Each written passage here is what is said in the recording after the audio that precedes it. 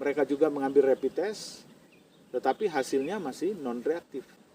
Sementara saturasi saya sudah cukup turun. Dokter sampai kaget karena angkanya sudah mencapai 60 ya.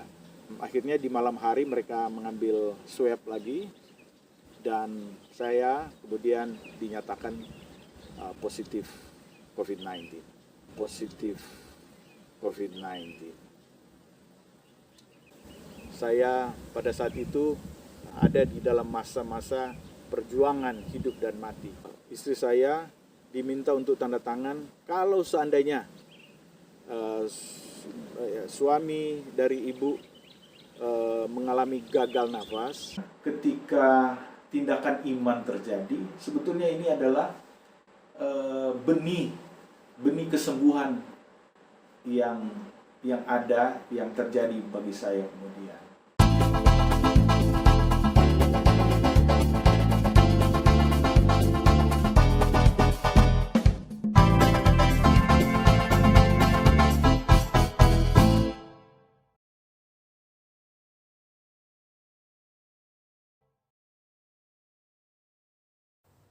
Halo semuanya, salam sejahtera. Selamat datang di channel CJM bersama saya Pendeta Michael Tiko Alu. Video kali ini masih bertemakan terpapar COVID-19 sebagai lanjutan dari video sebelum ini. Dan teman-teman yang belum menonton bagian pertama, nanti di kolom deskripsi saya akan cantumkan linknya. Dan bisa juga klik di pojok sini ya. Oke. Ada seorang teman menelpon ke saya setelah dia menyaksikan kesaksian saya di video yang pertama. Dan dia bertanya ke saya, bagaimana dengan mereka pasien COVID-19 yang tidak bertahan atau meninggal dunia? Mungkin pertanyaan itu lebih tepatnya seperti ini. Bagaimana atau kenapa mereka tidak bertahan? Nah, waktu itu memang bagi saya ini pertanyaan yang sulit. Tetapi saya mencoba menjawab seperti ini. Paling tidak ada 3 hal yang berpengaruh bagi seseorang pasien COVID-19, dia bertahan atau tidak bertahan, dia meninggal atau tetap hidup. Yang pertama itu sangat berkaitan dengan kasih karunia Tuhan tentunya. Karena saya percaya bahwa hidup mati kita itu ada di tangan Tuhan. Yang kedua, seorang pasien yang mempunyai bawaan penyakit, ada penyakit bawaan, ada komorbid, itu tentunya perjuangannya lebih berat dibandingkan dengan pasien yang tidak punya penyakit bawaan atau komorbid. Yang ketiga itu adalah semangat hidup. Nah, sekarang kita coba masuk ke dampak COVID-19 bagi seseorang. Baik gejala maupun dampak virus ini itu terhadap seseorang biasanya berbeda-beda ya. Hal ini memang tergantung dari banyak faktor. Misalnya istri saya, sejak saya jatuh sakit di rumah sampai masuk rumah sakit di UGD, jadi kurang lebih ada 13 hari dia menemani dan merawat saya. Nah, sekarang jadi pertanyaan yang mungkin Anda bisa tebak jawabannya. Ya, pertanyaannya seperti ini. Apakah istri saya juga terpapar dengan COVID atau kena COVID? Nah, jawabannya ya, yes. Dia juga terpapar dengan COVID. Dia positif.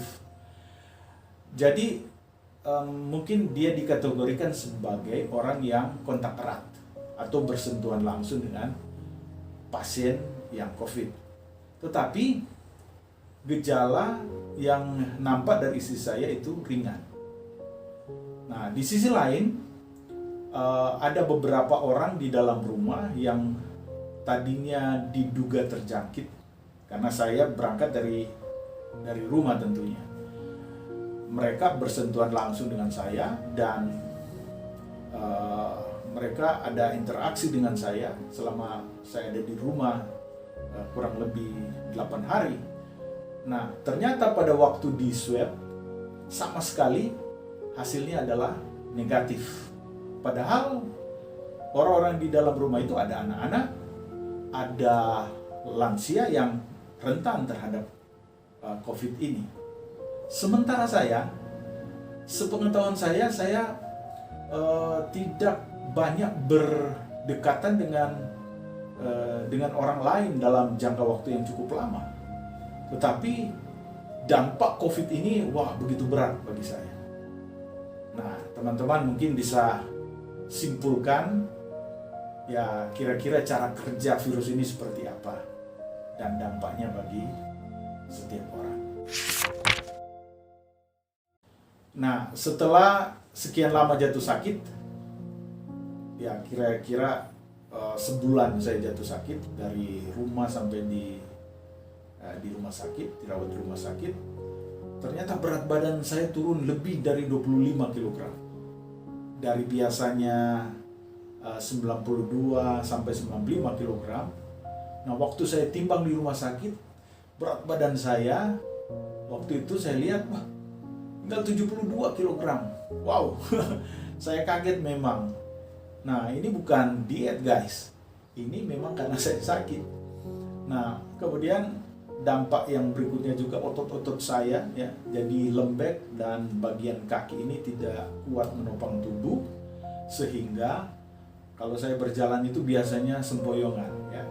Saya seakan-akan jalan di atas udara ya. Kemudian yang selanjutnya saya terdampar dengan gula darah di rumah sakit. Itu sampai dia naik sampai 351 ya. Padahal sebelum saya sakit beberapa tahun selalu cek rutin di lab dan selalu hasilnya itu tidak ada diabetes atau normal. Nah, konon memang seorang pasien COVID-19 ketika diberikan beberapa terapi itu pankreasnya terganggu, atau juga ada penelitian berkata bahwa virus itu masuk sampai ke pankreas sehingga pankreas ini tidak menghasilkan lagi insulin dengan baik. Nah, selanjutnya juga saya mengalami gangguan di lambung, dan saya tidak tahu apakah pernah dicek ginjal saya. Saya tidak tahu persis hasilnya, tapi biasanya katanya ginjal juga terganggu karena berbagai obat keras yang dikonsumsi. Dan organ virus yang pasti terdampak dengan COVID-19 ini adalah paru-paru. Nah, itu sebabnya kadang-kadang saya sulit bernafas, bahkan banyak kali terjadi sesak nafas. Nah, selain itu saya juga sempat mengalami susah BAB dan buang air kecil. Nah, itu kira-kira kondisi saya ketika terdampak dengan COVID-19. Nah, kondisi ini tentunya setelah saya pulang ke rumah tentunya harus membutuhkan perawatan kesehatan yang intensif dan juga menyeluruh. Tapi saya percaya bahwa Tuhan pasti pulihkan kesehatan saya secara sempurna. Karena bagi Tuhan tidak ada yang mustahil. Dia adalah Jehovah Rafa, Allah yang menyembuhkan, dan tidak ada satu penyakit pun yang tidak dapat Dia sembuhkan. Dia adalah sumber pemulihan. Nah, saat ini saya setelah beberapa minggu ada di rumah, ya kondisi saya ya terus terjadi perkembangan yang positif, dan saya percaya ini semua karena Tuhan yang mengajarkan. Ada seorang rekan hamba Tuhan, saat saya masih di rumah sakit, dia menghubungi saya dan bertanya kepada saya, "Pak Pendeta, bagaimana sikap Pak Pendeta bila bertemu dengan orang-orang ketika sudah pulang ke rumah. Saya tahu ya arah pertanyaannya, maksud pertanyaannya seperti apa. Nah, saya langsung menjawab saja. Saya jawab, saya sudah siap.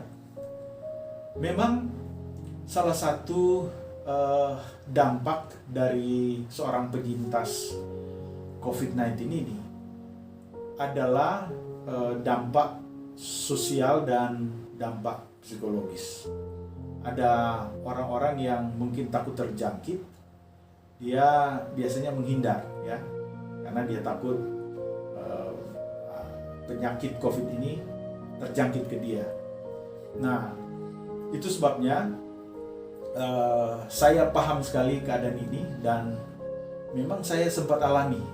Sebab ada seorang ibu, awalnya ketika kami bertemu, ketika saya jalan-jalan pagi, biasanya kami bertemu dan saling menyapa, say hello, selamat pagi. Tetapi beberapa hari kemudian, loh, saya kaget. Kenapa? Karena saya ke kiri, dia ke kanan. Ya, saya kaget, dia coba menghindar. Ya, tapi saya paham, karena mungkin dia baru tahu saya kena COVID. Nah, sama halnya dengan kesaksian juga sepupu saya, ya, yang penyintas COVID. Dia ke dapur, teman-temannya keluar. Atau kalau dia ada di dapur, ya kebetulan dia kos di di tempat kosnya itu selalu dia orang menghindar, ya, teman-temannya tidak mau ketemu dengan dia. Saya paham dengan keadaan seperti ini. Nah, jadi seorang penyintas COVID itu memang harus siap mental bila mengalami pengalaman seperti ini. Ya, pokoknya tetap semangat.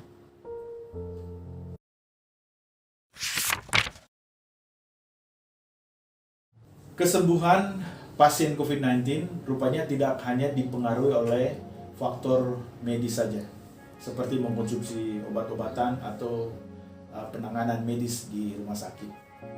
Tetapi faktor yang lain seperti faktor psikologis, di mana dukungan keluarga atau orang-orang terdekat, kerabat terdekat, itu juga berdampak positif bagi seorang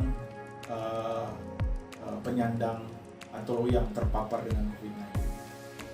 Nah, dalam pengalaman saya, hal ini memang terbukti. Keluarga, khususnya istri saya, sangat-sangat mendukung saya. Dia bukan hanya merawat saya dari sejak saya sakit sampai di rumah sakit, tetapi dia menjadi sumber semangat yang utama di dalam hidup saya. Ada satu kalimat yang pernah disampaikan oleh istri saya pada saat saya sedang kritis. Nah, kalimat ini sangat terekam kuat sampai saat ini. Waktu itu istri saya berkata seperti ini, Papi harus semangat. Kita berjuang bersama-sama. Di dalam diri Papi ada jejak Roh Kudus. Wah, saya begitu heran ya. Entah dari mana sumber kalimat ini.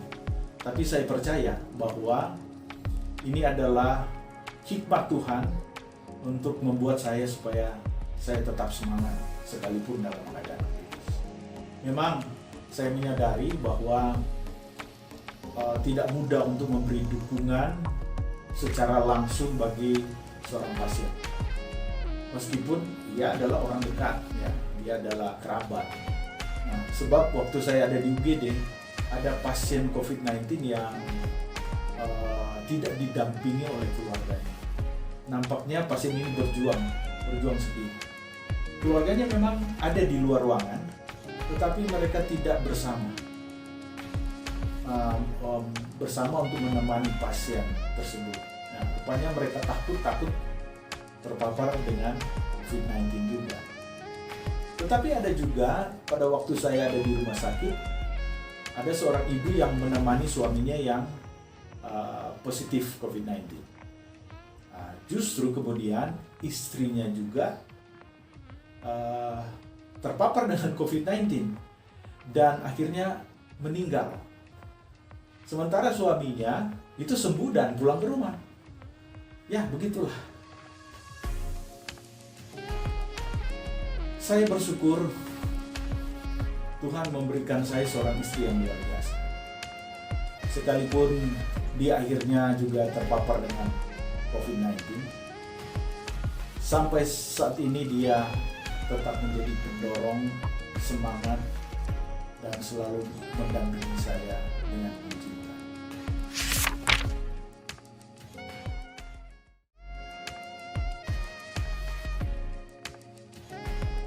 Saya juga berdoa bagi teman-teman yang sedang berjuang melawan COVID-19, bahwa Anda tidak sendiri. Sesungguhnya ada pribadi yang menemani saudara, yaitu Tuhan yang akan sanggup menghibur, memberikan kekuatan, bahkan untuk memberikan kesembuhan.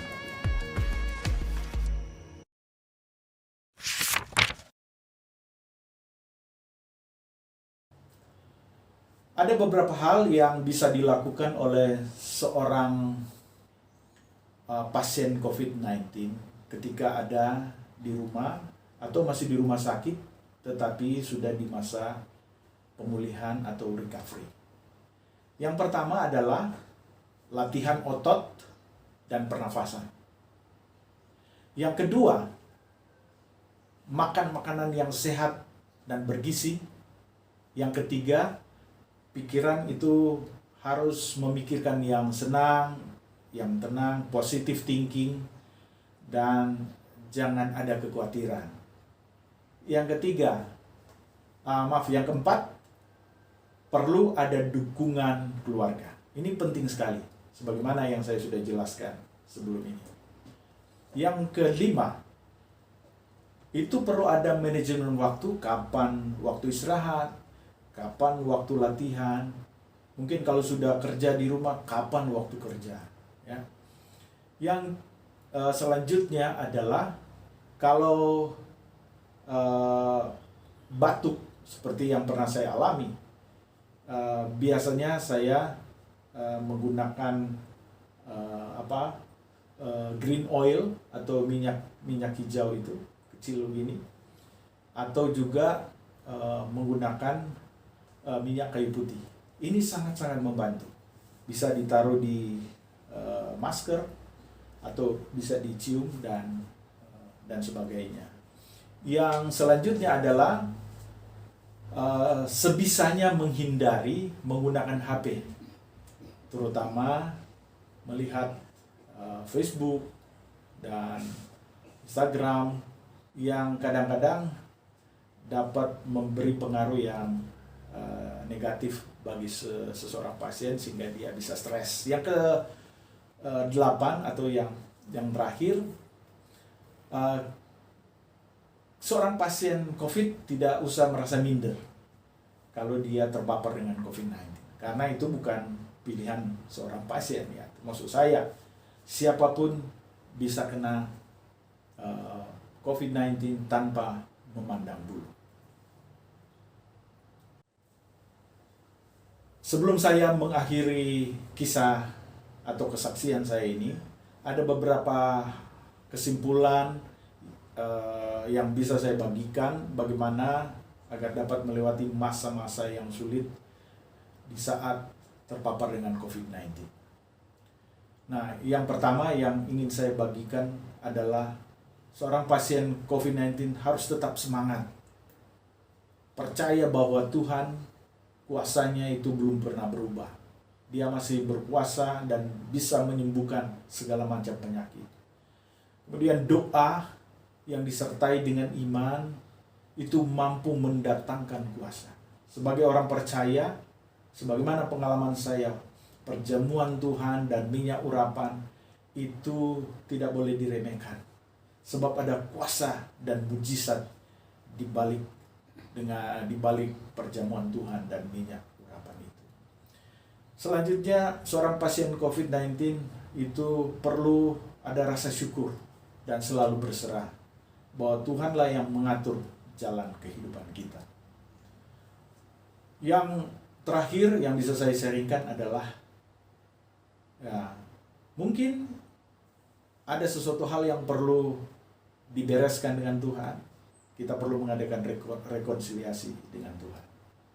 Kalau ada yang perlu dibenahi, kita benahi, dan kemudian kita buat komitmen yang baru dengan Tuhan. Sebagai saran tambahan saya, bila sudah ada gejala sedang ataupun berat, sebaiknya Anda langsung saja ke dokter ataupun ke rumah sakit. Jangan sampai terlambat ditangani. Bila gejala ini sudah lebih dari 3 hari, seharusnya sudah ada penanganan yang serius. Sehingga proses pemulihan itu lebih cepat dan ringan. Sebelum virus ini merusak organ-organ tubuh Anda, terutama paru-paru. Jangan takut cek kesehatan ke dokter Anda dan juga pergi ke rumah sakit. Terus jaga kesehatan. Kesehatan itu mahal di rumah sakit. Ya, oksigen itu mahal sekali. Padahal oksigen yang Tuhan berikan itu gratis. Dan terus andalkan Tuhan. Karena firman Tuhan berkata, diberkati atau berbahagialah orang yang mengandalkan Tuhan. Saya kira demikian dulu kisah atau kesaksian yang bisa saya bagikan. Semoga Anda diberkati melalui kesaksian ini. Dan sukses selalu, sehat selalu. Haleluya. God bless you. Halo guys, ketemu lagi kita. Hari ini saya akan pergi ke rumah sakit untuk membawa bingkisan atau apa ya, oleh-oleh bukan juga, akan membawa gift lah untuk para perawat, suster yang sudah begitu baik merawat saya. Dan walaupun memang kebaikan mereka selama saya ada di rumah sakit itu tidak bisa terbalaskan, tapi ya sebagai tanda terima kasih atas apa yang mereka sudah lakukan, pelayanan mereka, kebaikan-kebaikan mereka, saya akan membawa sesuatu. Mungkin tidak besar, tetapi ini adalah ungkapan terima kasih saya kepada para suster, perawat, baik yang wanita maupun yang pria. Oke, kita akan berangkat.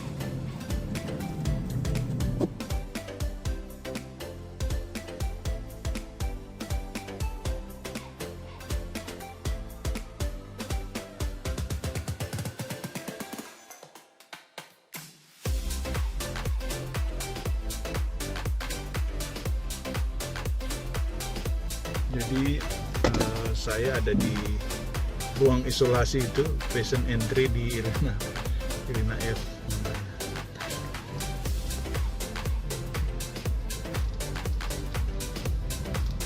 Ya, ini ada di ruang perawat ya. Ini pasien Pak Willem Tikualu. Iya. Ya tuh lalu cuma kita bawa susu, belum ada DP roti. Dia cuma untuk snack ini. Oh iya, makasih banyak Nek. Terima kasih ya. Yo salam ya. Yo Bapak Pendeta.